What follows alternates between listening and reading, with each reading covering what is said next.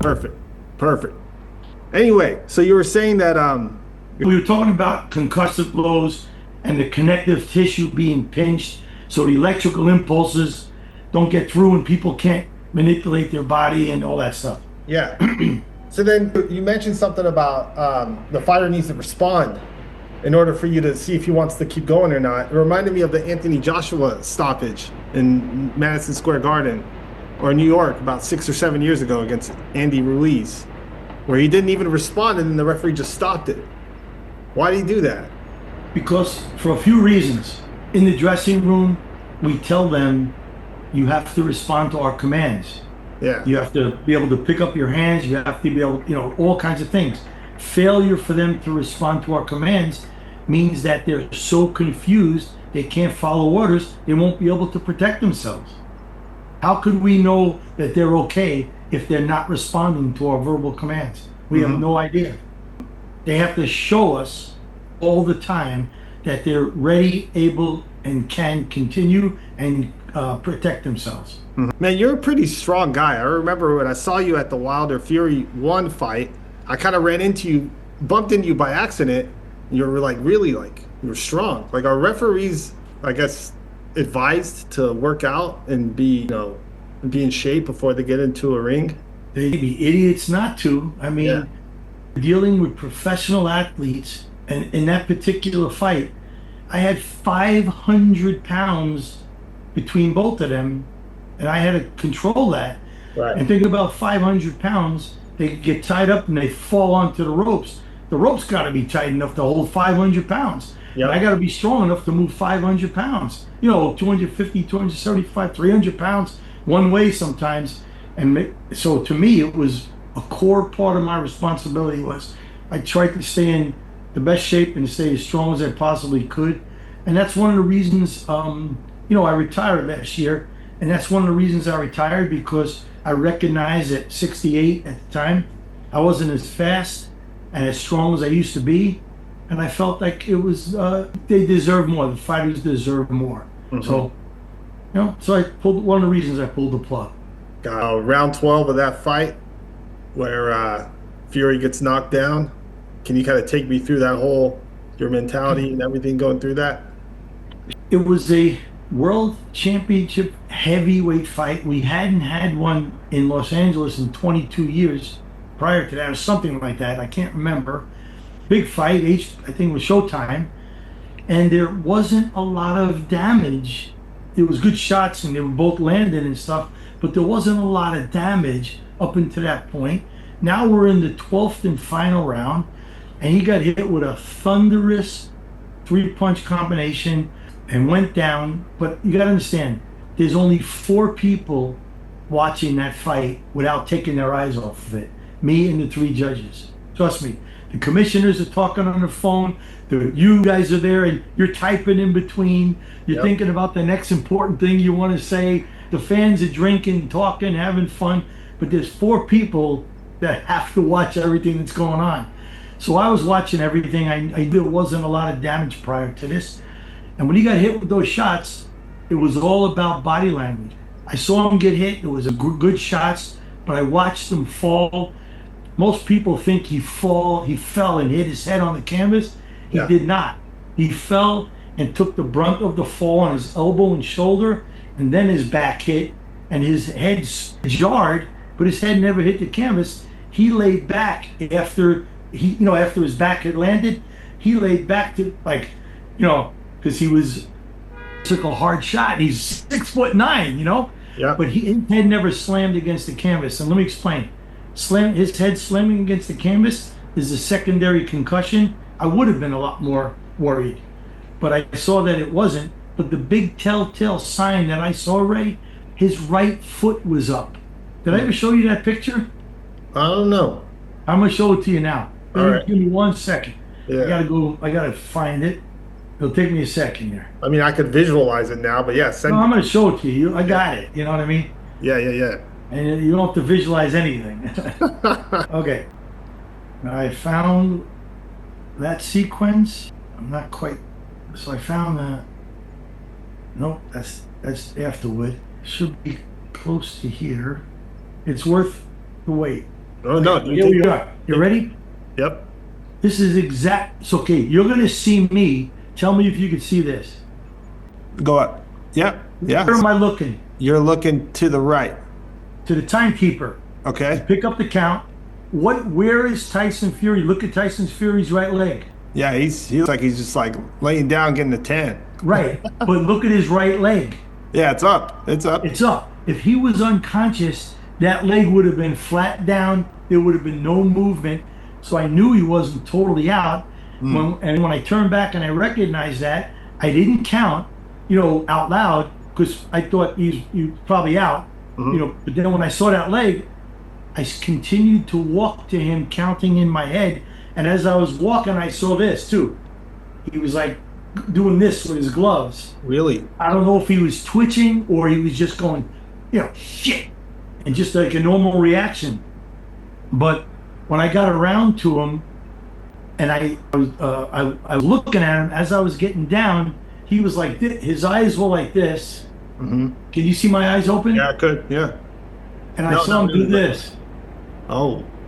He looked at me. He knew I was there.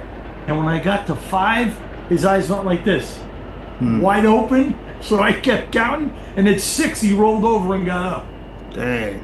And then I made him talk to me, tell me he was okay, walk to the right or left. He had a big bounce in his step. He was controlling that 275 pounds. I let him go. Yeah, for sure. Yeah. Yeah. But just a constructive criticism, right?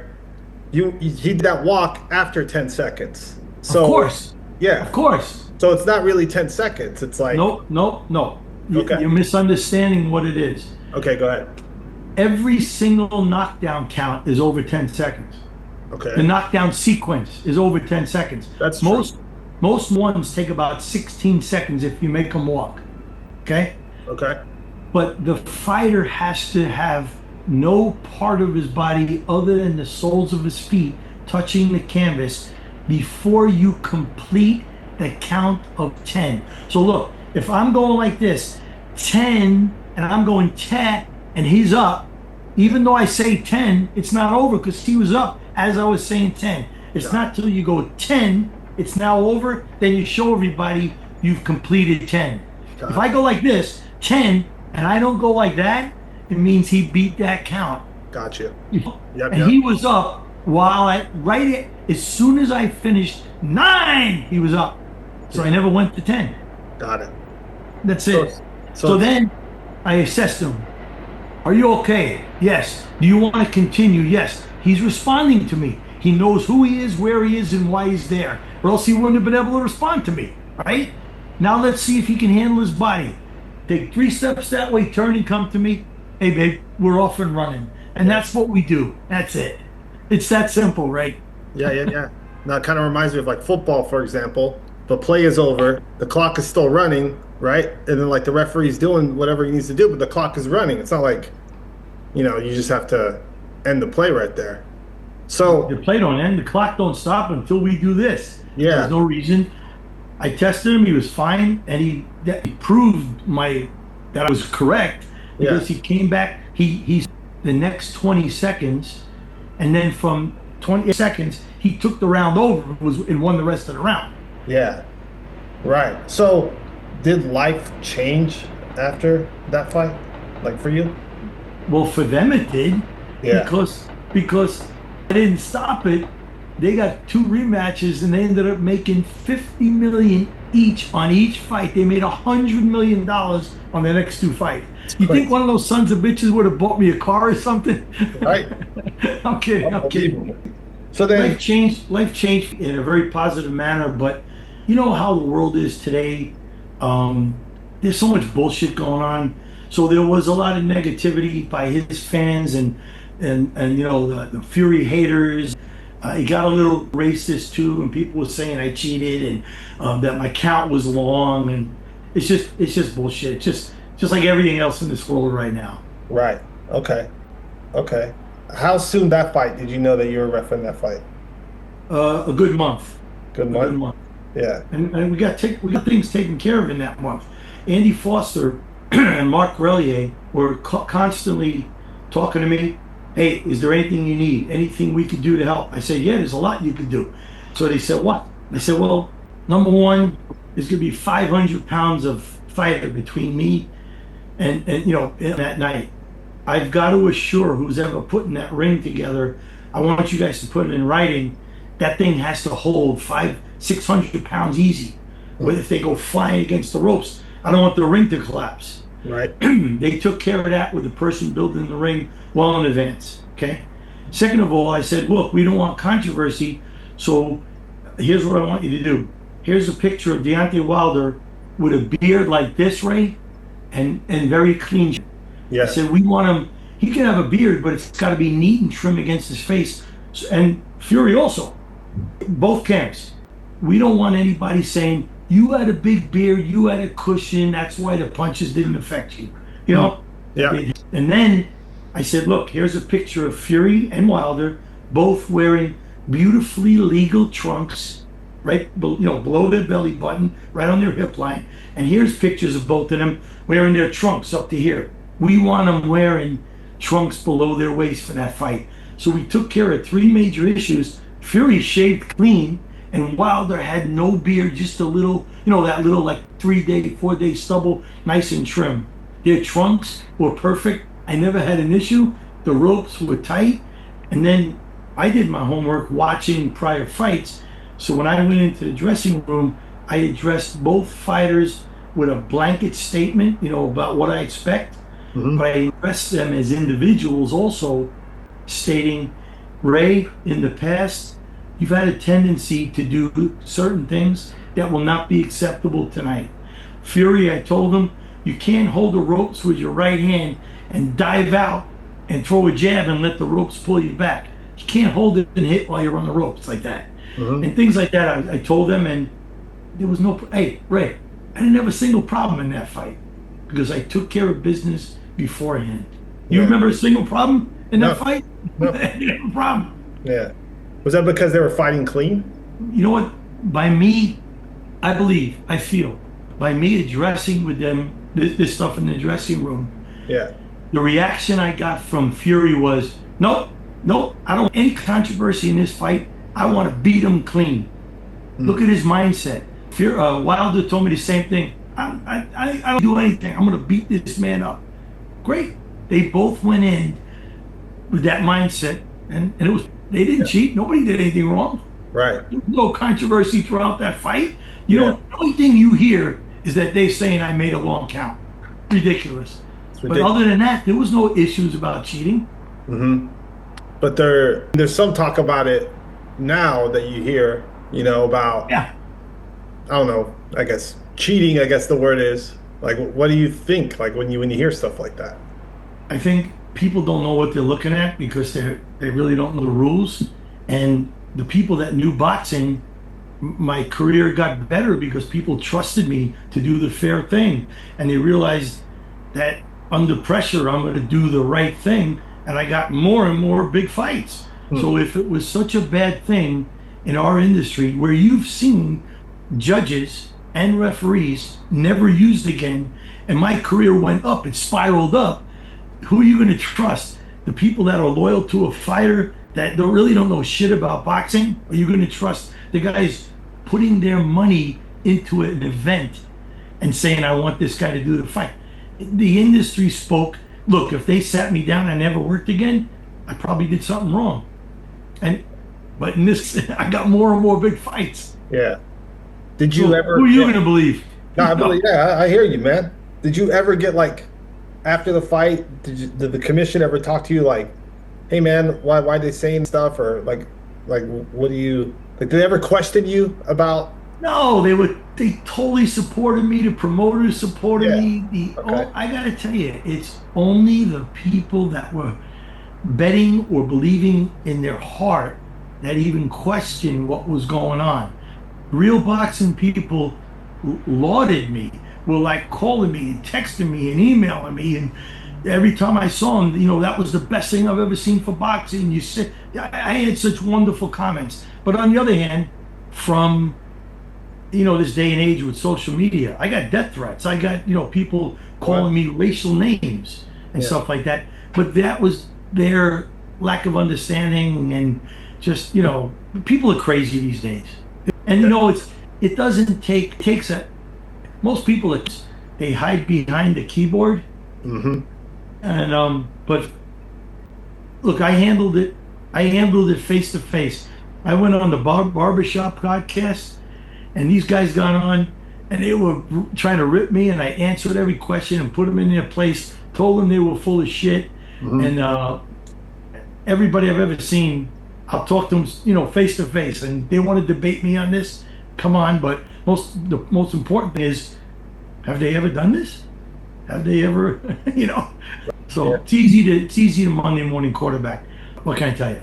Are you surprised that you get this sort of criticism about that fight? No, look at the world we live in. Come on. Yeah. Can you imagine? Everything that's on TV or the internet or whatever, movies. I mean, look at what a great actor a guy like Brad Pitt is, right? He gets unbelievable hate mail and people saying terrible things about him. There's nobody in the public eye that doesn't get hate mail and hate speech towards them. No one. It's just part of the business. Does anything surprise you about the business? Oh, lots of things surprised me about the business, but that was more about life. Yeah. Yeah, lots of things surprised me. Fighters surprised me. I'll tell you what, Tyson Fury surprised me, because when those first few at 273 pounds, the way he was moving, I said to myself, wow, he's boxing real well. He's moving real well. I wonder if he can I said to myself, I wonder how much longer he can keep it up. Thinking, how can he go 12 rounds like that with that size? But he did. Yeah. And other people have surprised me in situations with their grit, their toughness and stuff. People surprise me, and the industry surprises me all the time. But it's life. Look, I never thought I'd see a toupee flying off in the middle of a fight like we had last week. Right? Yeah. And there's crazy situations like that come up, and you get surprised. But I think social media has really it's made the world a little bit worse, because anybody with a phone could say anything about anybody. Mm-hmm. And they're not held accountable. So you're going to get it's even more rampant now. Yeah. Is it surprising that Wilder's saying all this negative stuff about you? Like, racial stuff? It's actually surprising, because I thought he was past it. Yeah. Right? And I love the guy. I did 5 of his fights. The first 4 fights I did the exact same things that I did in the 5th fight, and nobody ever made a complaint. That's why they had me on these 5 fights. They brought me to Alabama. They brought me, I think, to Alabama twice to do his fights, and then I did 3 locally here. Never a complaint, never whatever. So to hear him saying this and not, realizing I was the guy you wanted to do this, and I refed it the same way. If you go back and you look at the Johan Hoppus fight, you look at the Eric Molina fight, I did the thing. They got knocked down, I got them up, tested their stability, made them walk to the right or left. Exactly the same I did with Fury, but people don't understand. Well, they forgot something. Yeah. And in the press conference, right after the fight, Deontay Wilder started it out because someone brought up long count in the press conference. Deontay Wilder's first comment was, look, I love Jack Reiss, but tonight he gave a long count. It turned into, now I'm a racist. He's saying I'm a white supremacist. Yeah. This ain't on me, this is on him. I got nothing but love for the guy. I hope it sounds like he's been really mistreated by a lot of people in his life. This is what it sounds like to me. It reminds me of, what Mike Tyson went through with Robin Givens and her family, and then Don King manipulating him and stealing money. Maybe Deontay is going through the same thing. I can imagine it, makes you not trust anybody. And I think when he gets through this, and just like Mike Tyson, he's the most loved guy in the world. And he used to say, I want to eat your babies. I want to kill you. Remember, he used to say these crazy things. Yeah. Look at him now. I think Deontay will figure out someday who he can trust and who he can't, really what happened in his life. And hopefully me and him can sit down and have a cup of coffee one day. But I got no animosity, to him, and I wish him nothing but the best. I Yeah. loved doing his fights, 5 of them, and I loved them all. Mm-hmm. And he fired. Think about this too. Okay, one thing I got to say about Deontay that I'm disappointed in is that he's had success, huge success, but he's had failures, he's had mistakes like everybody else, and he blames everybody else for his mistakes. That's immaturity.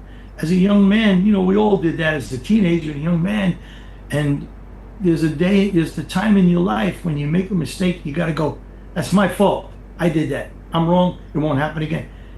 And he'll get there. He'll get there. He's a man and he's a smart guy. He'll get there. Yeah. Yeah. It's really unfortunate, kind of like, you know. Yeah, it is what it is, right? Yeah. Not the guy that this ever happened to, you know. He called Kenny Bayless a drunk in the second fight. I'm sorry. Yeah, in the second fight, he said Kenny Bayless was drunk. He fired Mark Breland. You know, it's just, Yeah, he's fired his trainers. You know, he's obviously going through some personal stuff. He's going through some personal stuff, and I hope he gets through it.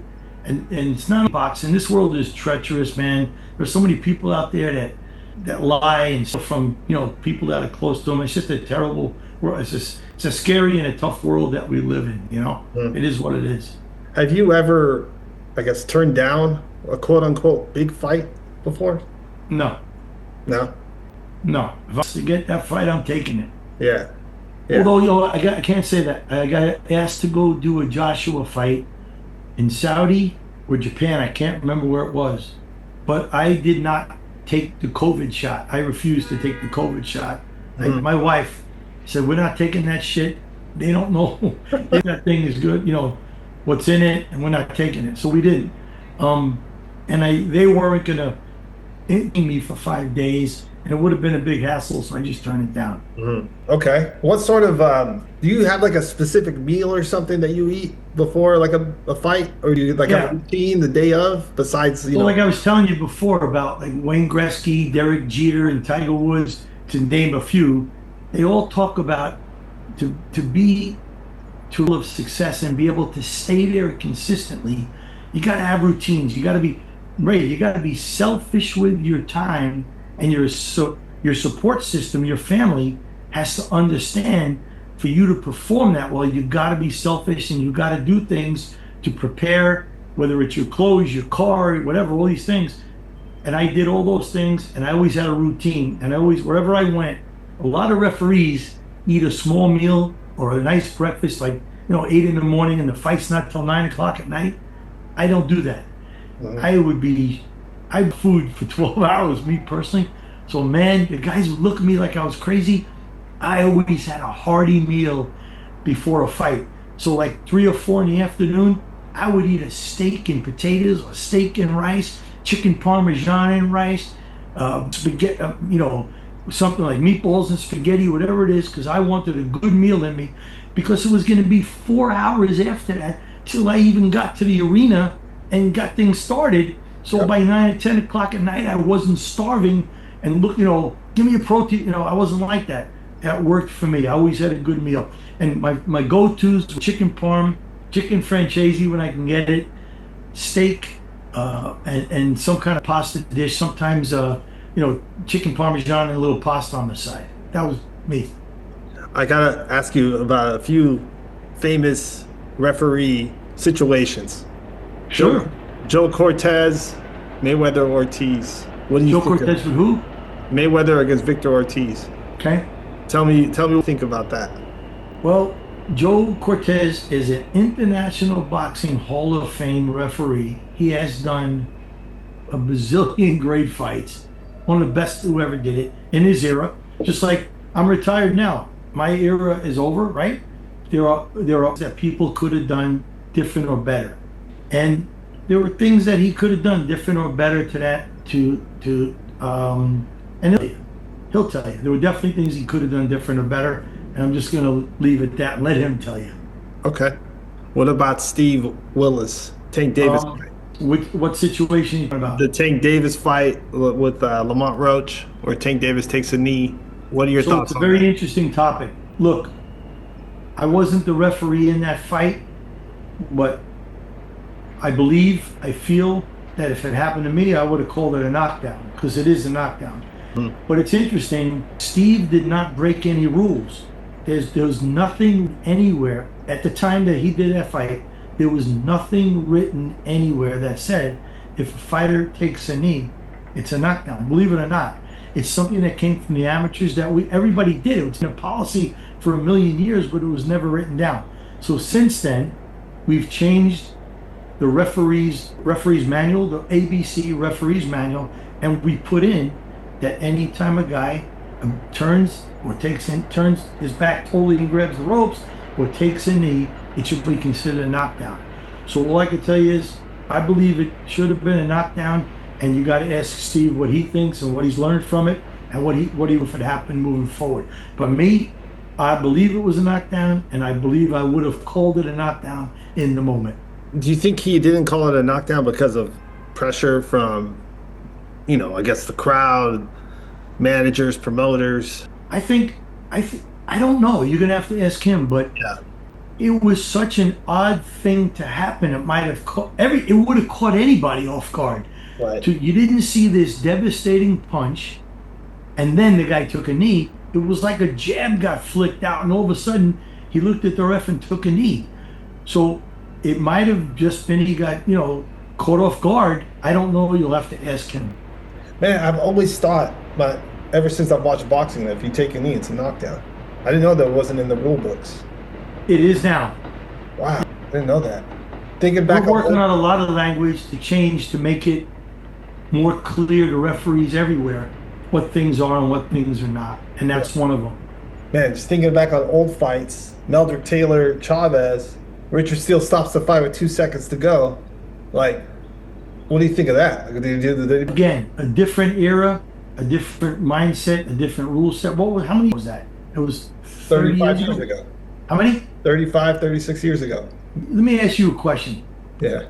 If you had a torn meniscus right now, would you go to the hospital, let them make 3 12-inch cuts on your knee and repair the meniscus, put a cast on your leg, bandages, you can't walk for a month, and your rehab is 3 to 5 months? Or would you go in and get one little hole punched in your knee, and they do it microscopically, and you're walking that day? What would you do? Which one would you?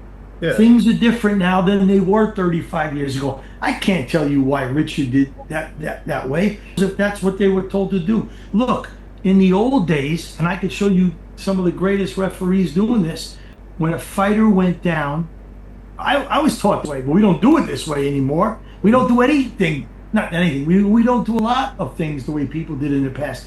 When a fighter got knocked down, the referee would put all his attention on the standing fighter, grab the guy's arm, and walk him to the neutral corner.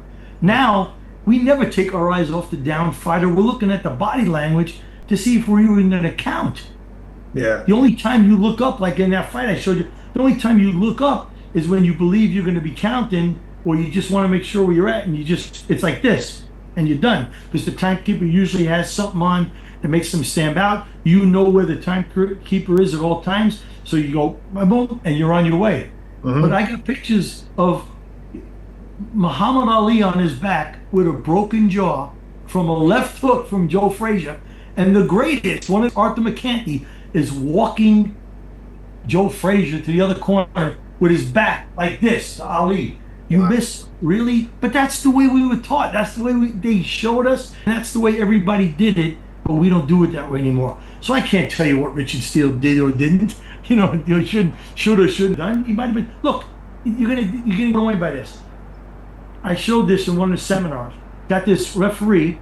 He's counting 6, 7, 8, 9, 10. Yeah. So that's a 9 count. That ain't a 10 count. Of course. So he happened to be there, and I didn't want to embarrass him. So I went up to him before I showed it. I said, Phil, I got this video of you. First of all, can I show it? Would you give me it? He goes, yeah, go right ahead. I said, why do you do it like that? He goes, that's what they want us to do in the UK. Damn. How do you argue with that? Yeah. So who knows? Maybe that's the way it was back when Richard was doing it. You should ask Richard while he's still alive. Yeah. I'd love to get in touch with that guy. Yeah, that's interesting, man. Man, I just bought this hat. One of the last things I'm gonna say. I bought this hat, Tyson against Razor Reddick. Remember how they stopped that fight? I think it was Richard Steele too. Round 7. Remind me. Razor Reddick's wobbling. It's a good fight if it's competitive. And in round 7, Tyson's just like, you know, hitting them with some combinations, and Reddick's kind of stumbling, but he's not, incapacitated whatsoever. And then they just stop the fight. And it's like a What happened prior to that scenario? What happened? What kind of shots did Razor Ruddock get hit with prior to that? He got dropped? he didn't get dropped. He was just he was like getting hit hard, kind of like how McGregor was stumbling against Mayweather, and then he stopped it. So somewhat similar to Okay, that. so you just asked a question. If the guy's legs, if he don't have control over his legs, it means he's concussed. The electrical impulses that the brain is sending out aren't reaching the limbs. So you got to ask is, can the guy go like this? Can he defend himself? And if the answer is no, you got a tornado trying to knock him out. You're going to be responsible if that guy dies or gets hurt. Guess what? If Ruddock would have got hurt, that whole thing would have been flipped. You saw him staggering. You saw he didn't have control of his body. Why did you let it continue? Right. Yeah. It's either And those were heavyweights, dude. yeah, for sure. Little lightweights, maybe you let it go, but heavyweights, Dang. So number 1 rule is to protect the fighters. yeah, you got to protect them from a lot, and a lot of times it's themselves because they're too tough for their own good, And you got to protect them from their opponent. You got to protect them from themselves. You got to protect them from the matchmaker and the promoter, because sometimes matchmakers in this industry, they just want to get paid for making a match, and the promoter needs a certain amount of rounds. He wants to get it going, and it looks good on paper. They're okay with it. I'm not saying all of them. There's a few nefarious guys that, as long as they can get their rounds, they get the rounds. Oh, it looked good on paper. They approved it. It's not on me. Oh, yeah. Okay, I'll give you the greatest one. You ready? Not the greatest one, but you remember Arturo Gatti against Joey Gamache. Joey Gamache. It was a 3-weight class difference. It looked like a man fighting a boy. And Joey Gamache got so viciously knocked out, it was unbelievable. He got hit, whack, whack, whack, whack. I mean, his head was flying around on the last combination before the referee could even get to him. And he was stiff as a board, standing up, and he went, timber, fell down, and his head hit that canvas a second time. So you got a secondary concussion and went like this and bounced and hit 2 more times. And he was like, I don't know how many minutes. Yeah. So is it the referee's fault? Right. No. No. The matchmaker's fault. Maybe the match shouldn't have been made. Right. Maybe. Yeah. Maybe the promoter, could have thought to get a better opponent. Maybe the matchmaker could have got, matched this up better. But Joey signed on a dotted line to get them. And Arturo did his job. But this is what happens in boxing. In football, if I blow another team out, they lose by 40 points. In boxing, fucking people get hurt. Yeah. So it's in every sport. There's blowouts in sport. Yeah. But in boxing and MMA and bare knuckle, someone really gets hurt. And so that's why officiating boxing as a ref is the most difficult refereeing in the world, in my opinion. Boxing, MMA, and bare knuckle for sure. Because even the greatest fighters, great thing on paper, he might be injured, he might have family problems. You really don't know who you're getting in the ring that night. Like Mike Tyson against Buster Douglas. Who would have ever predicted that? The difference is people get fucking hurt. And guess what? Who do they blame first? Us. Yep. Talk about There's a lot of steps. There's a lot of steps between us getting in the ring with them and being the last line of defense. You know what I mean? For sure. For sure. Criticism for a long count, that's a fight right there. Right? Oof. Yeah. Man.